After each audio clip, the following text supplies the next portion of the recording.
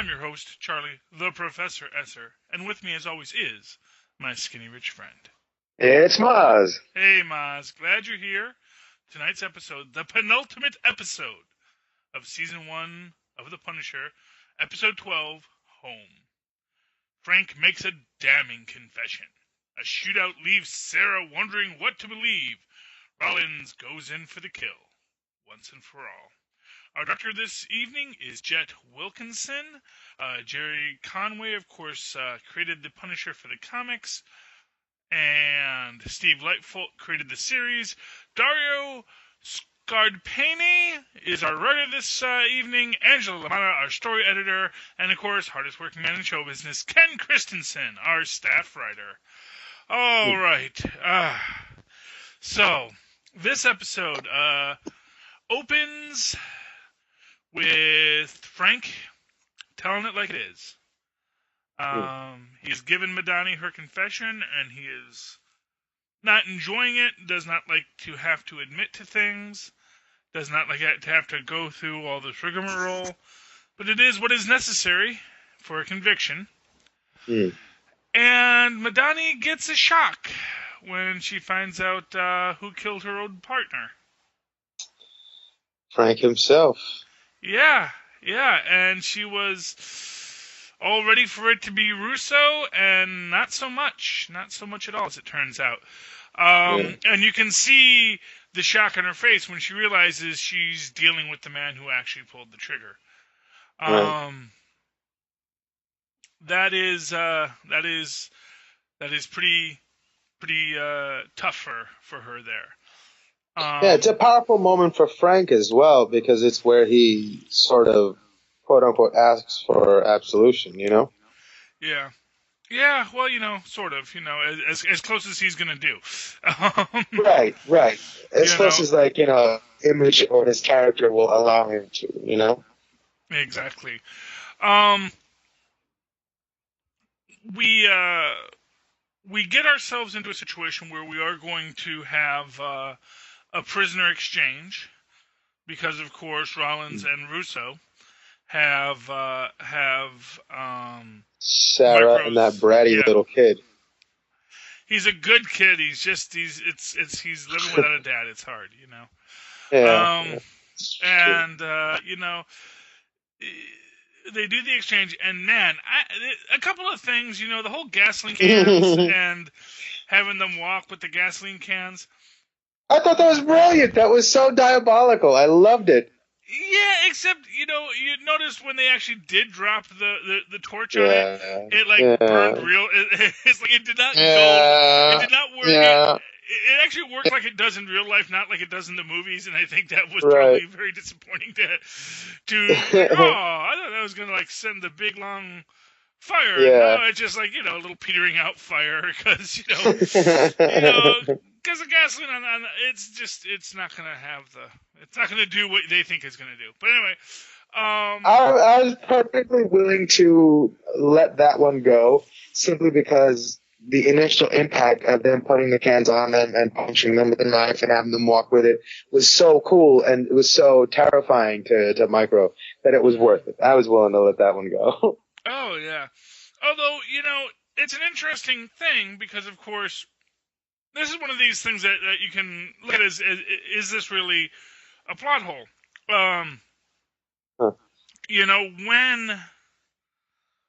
When the fire goes off and Micro goes to throw his coat down and all this kind of stuff, and everybody's running in all the chaos and shoes, and then Micro gets shot. Right. We later learn, spoilers, that was all intentional. That was their plan from the start was Frank's going to go with them, Micro's going to get shot, quote unquote, by friendly fire, quote unquote. Yeah. So that, Frank can ostensibly lead Madani to Rollins. In truth, he just wants to kill Rollins. Yeah. And it's interesting that, Micro and Punisher are working their side game and, discussing the whole issue with the countdown that we saw last episode. Pardon me. And,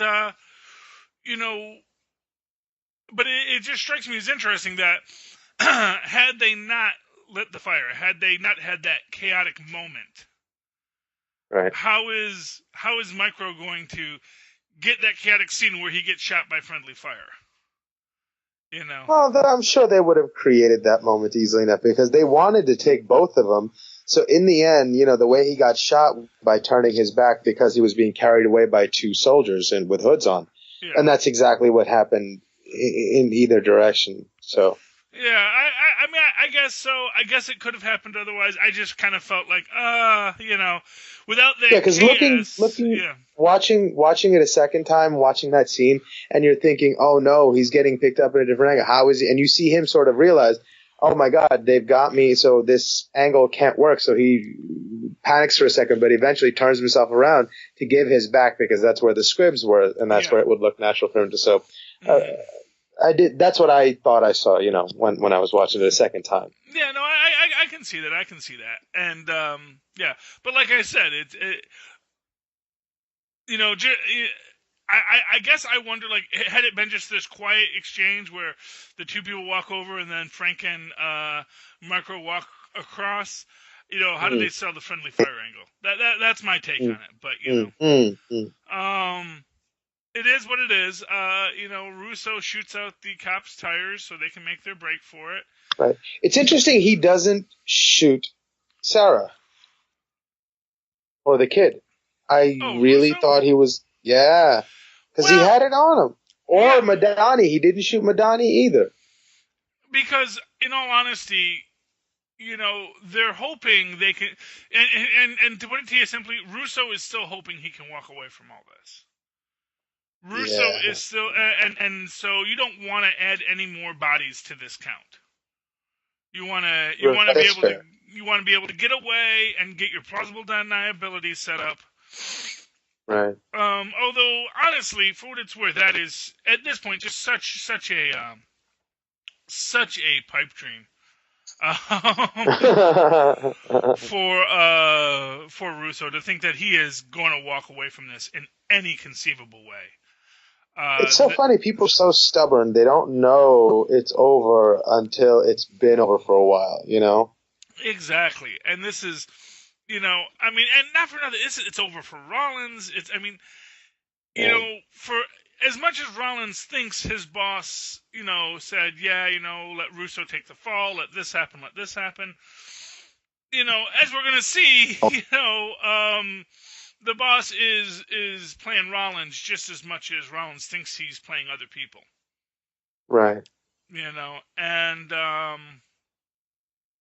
we get ourselves in this situation where we have Frank has been captured, and he goes into his little fantasy world where him and Maria are together. And we go back to this moment a few times during what's about to occur. And it's interesting because there's this quality to it where this is his mind creating the fantasy, the thing to tell him it's okay to let it go. Right. Although this is a superheroic universe, and that is also true. Maybe it really is his beloved wife calling to him from the other side, saying, "Come to us." And what do you think they're trying to say with that, though? Because it seemed like, there was an essence of that he had to choose to come back or, things like that. What is it a choice he's making about himself or about letting something go or about who he is? Or what do you think the question was that he kept, that was at the heart of? I think at the core of it, I think it's twofold. One is I think that Rollins just doesn't know when he's won. And literally snatched defeat from the jaws of victory. Right. Right. I mean, but we'll get to that in a minute. But more to the point, I think there is a level of this where Frank isn't ready to die. And, I think maybe there's an aspect of this that, have you ever, read Spawn or watched any of the movies or I watched the movie, the first one, and I remember seeing the comics sporadically when I was a kid. I just thought the artwork was amazing. Yeah. Never really followed this narrative at all, but yeah. Well, Well, so there's this aspect to it where Spawn, when he dies, and Spawn is very much like the Punisher. He is a special forces killer. And of course, always thinks he's the hero and gets, sort of parallels to what we see in the Punisher here, gets betrayed by his friend.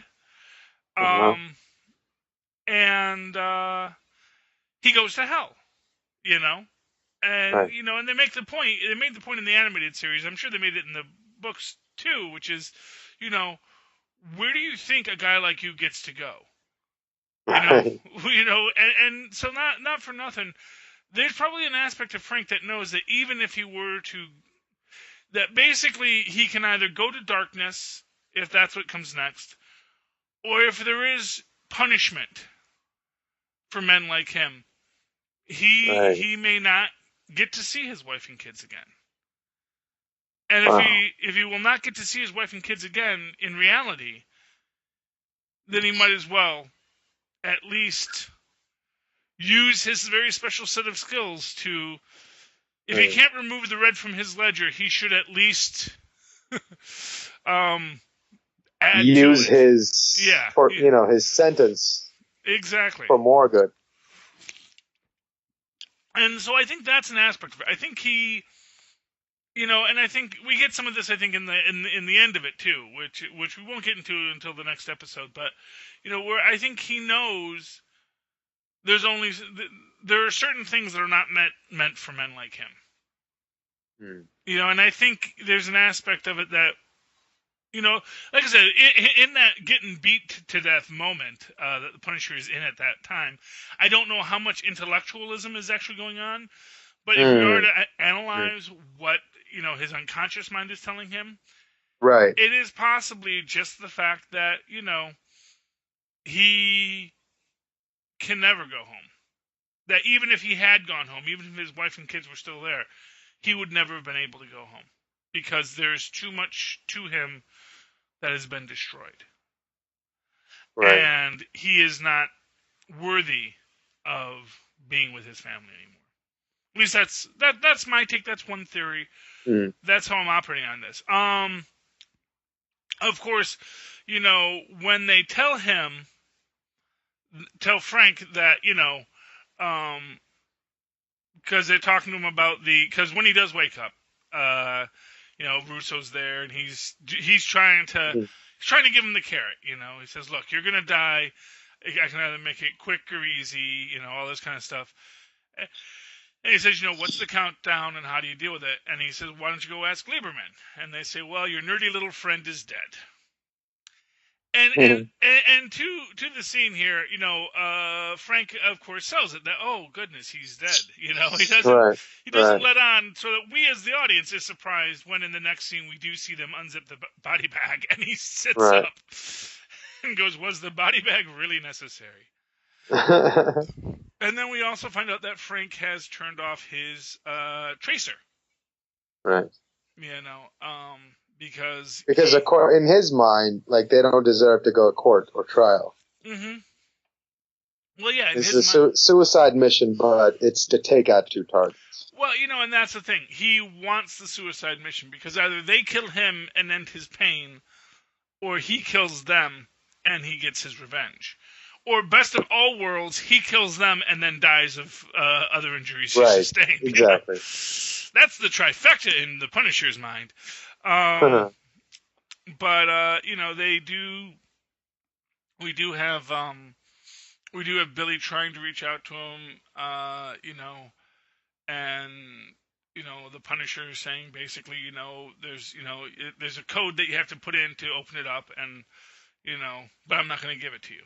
You want to kill me, kill me. You give me a choice to make it easy. Shoot me right now. And, of course, Rollins because, he's a big man when someone's tied up. Right. And he's been waiting for this moment, dreaming about it for years and years and years. Which is pretty sad when you think about it. Right. Well, he has no depth perception anymore, Well, yeah. Oh, goodness. Yeah. That's the funniest thing about the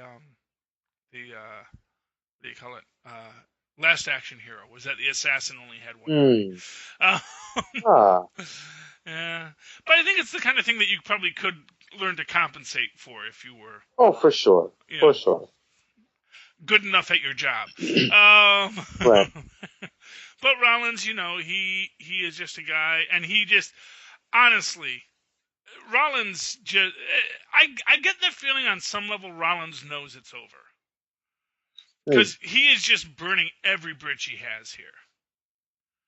Even if he won't admit to himself that it's over, I think he knows it's over. Right.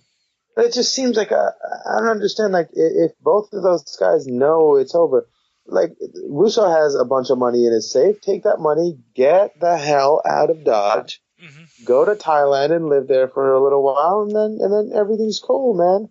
Yeah, because much like the Punisher, they don't want to admit it's over. They don't want to admit that they don't want to admit that they can hang it up.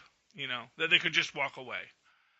Because that would have been the smart play all along. That as soon as honestly, as soon as Frank Castle comes out of that coma and starts killing mobsters, the smart play is immediately, let's close up shop, let's go home. Even letting the blacksmith continue on, that was probably not the best idea. But you get addicted to the money and the power and all that stuff, and that's how it goes down poorly. Anyway, so we do have, and honestly, this is a gore-filled episode, and honestly, the next one isn't much better. It's unbelievable. They went really far, and I was very, very surprised and shocked. Yeah, well, they were willing to go there, and for what it's worth, I found it again very interesting where Frank's mind goes, especially because I don't know if that's meant to be a training thing to resist torture, to think about sex. But, that's what I was thinking too. think about this, think about that. This is how you get through it, because you got to focus on something else. Because if you're just focusing on what's happening to you, you're going to break. But if you think about other things, then you won't. And that actually is something that they have found that is the best way to defeat, to keep from breaking, is you focus on something outside of that moment. That if all you can think about is that moment, you're going to break very easily. But so long as you can think about some greater thing beyond yourself, your family, your friends, getting home again, those are the things. The hope is what actually, is what keeps you going.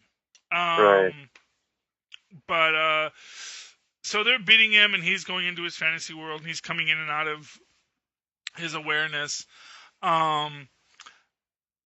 He does find, and I do love what he finally does when he finally says, "Okay, I'll give you the code." And the thing is that we've been watching this, and we all saw the first time they did this trick.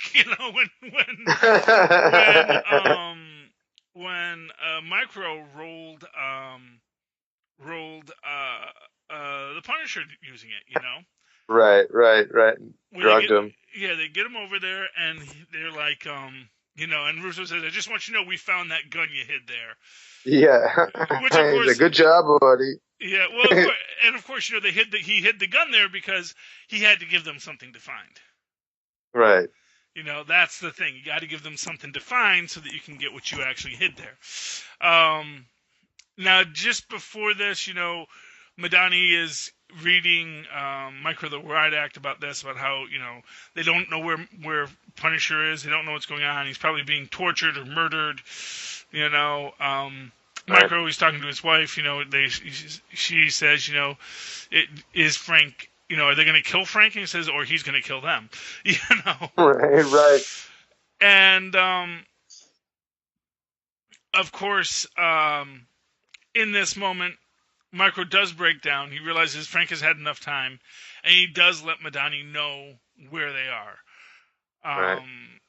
Because, of course, Micro knows where he went. And, of course, Frank pulls out the knife that he has hidden as Rollins is standing over him gloating, and then Frank just murders him. Straight up murders him. Well, almost. He did. Yeah. Yeah. Actually, I'm trying to remember. Does the adrenaline scene come after that scene or before that scene? Oh, yeah. Yeah. It is after that scene. Oh, does it? Yeah. Okay. So he gets his licks in, then Rollins decides to really take him to town for it. And yeah, that's right, because the tech girl is like, "Ugh, really I have to Yeah. watch this when I'm trying to do my job. Uh, Yeah. Like, how does she not realize she's going to die after this is done? It's unbelievable to me. does she die? Well, I mean, I'm assuming she does. Like, the way he says, what to do with her as she walks her off, it's like, I'm assuming they can't have witnesses to this. Come on, that's absolutely At insane. this moment, actually, no, they can, because she's on the payroll. She is part of Uh, his. Well, yeah, I don't think he's going to kill her right there. that's crazy to me. Yeah, I'm a bad guy. She's gone. yeah, but you got to remember, Russo's thinking he has time. Russo, even though they know it's over, and even as it plays out, Russo still is kind of holding out his hope. And for what it's worth, he pulls his gun when Rollins is, just torturing the heck out of Frank. Yeah. And Rollins is, showing his true colors here. I mean, I don't think she died, at least not in that scene. Huh. They may have planned to kill her. She may die at the start of the next episode, because there is some stuff that happens in the next episode. Huh. Um, I don't know. I just assumed she was taken out in the back and disposed of. Yeah. Well, like I said, I just think That's what I was thinking. My only thinking is that it would have been too awkward in that moment. That it would have been too difficult in that moment to do that. And you don't know. You don't know if that's the first time she saw the boss or one of the boss's people beating on somebody.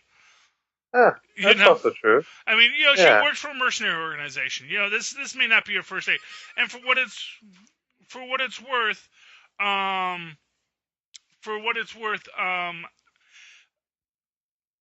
was I going to say? For what it's worth,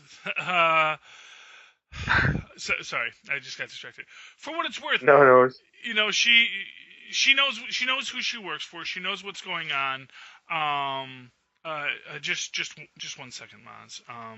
No worries. Just 1 second. I just need like 5 minutes. Okay. Anyway, yeah. So she knows what's going on. She knows what is happening with these people in this situation. Yeah, I don't think he kills her. Like I said, at least not there. All right. And besides, because Russo comes right back. Because Russo's got to be back in that scene to deal with Frank and Rollins. And,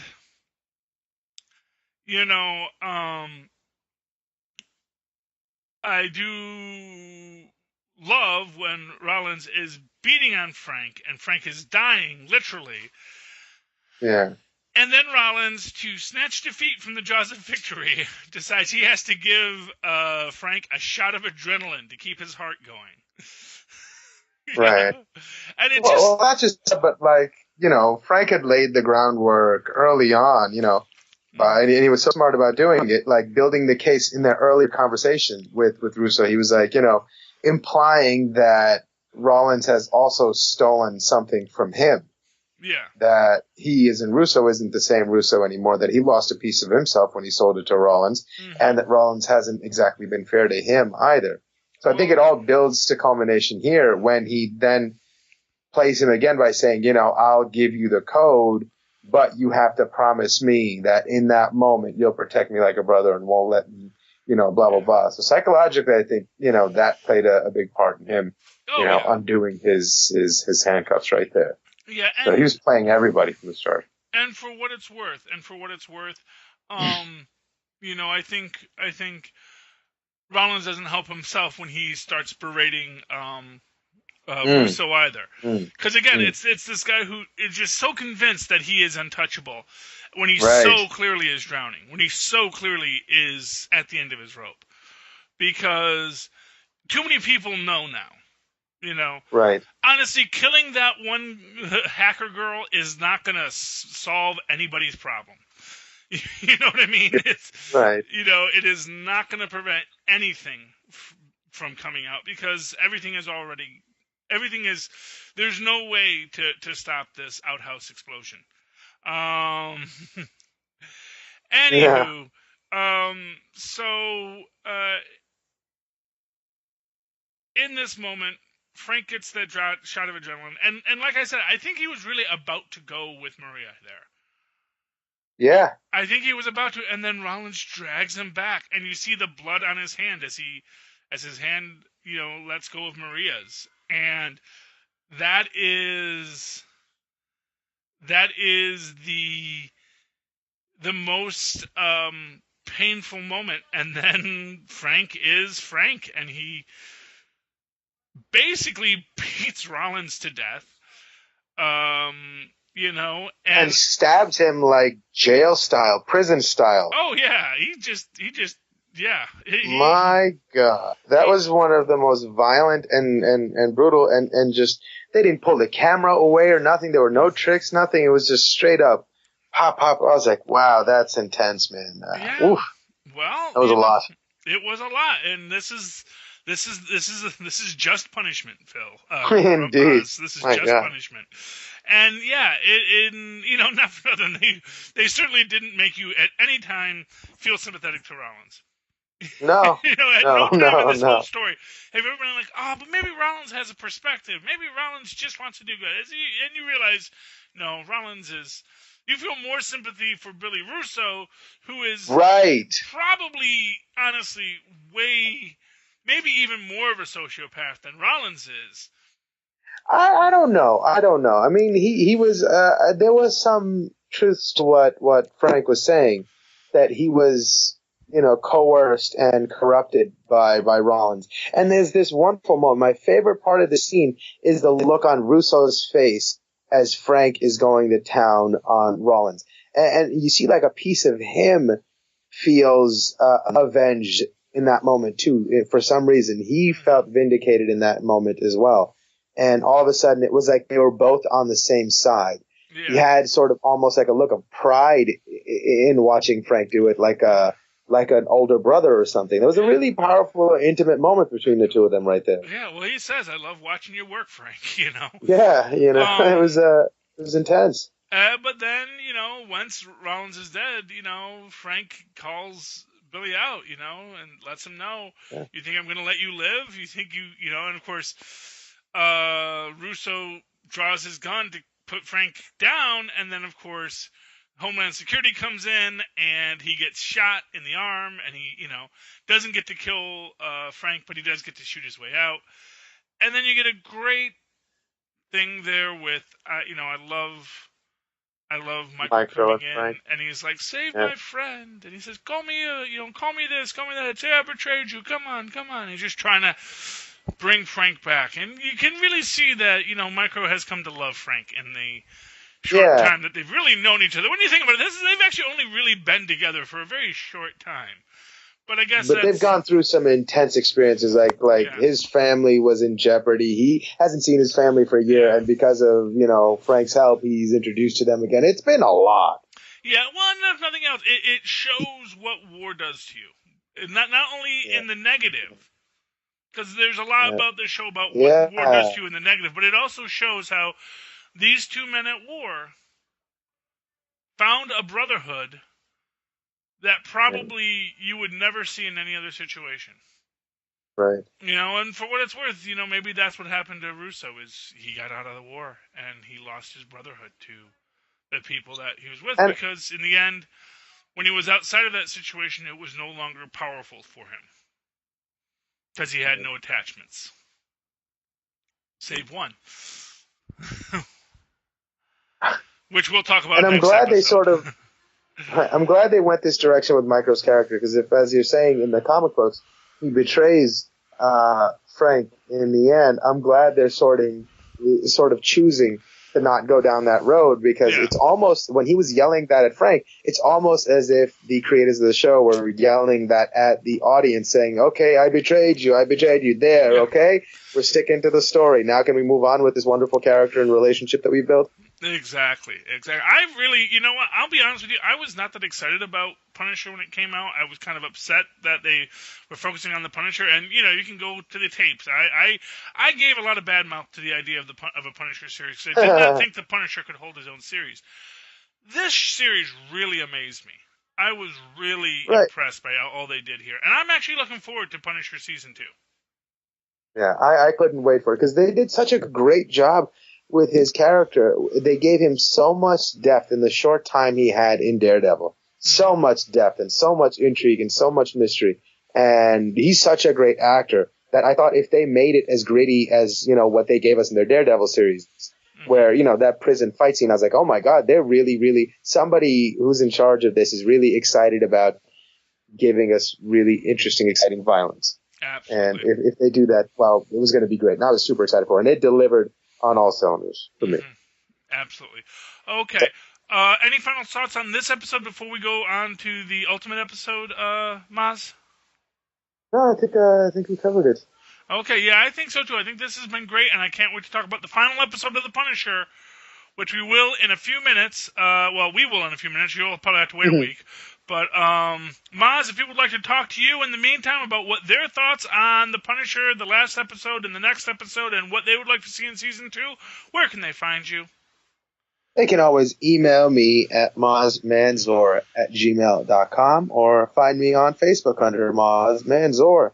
It's MOZZMANZOOR. And you can always write to me in that old-fashioned email way the way our Mozz and Paz and Micro often does at superconnectivityblog@gmail.com. That's superconnectivityblog, all one word, @gmail.com. And, of course, follow me on the Twitters as I live tweet things occasionally when I can stay up for it, @Charlie Esser. That's CharlieEssser. Look for the 2 E's in the middle for quality. Thank you, dear friends, for facing your just punishments. You are absolved of all your sins. But when you sin again, and you know, return here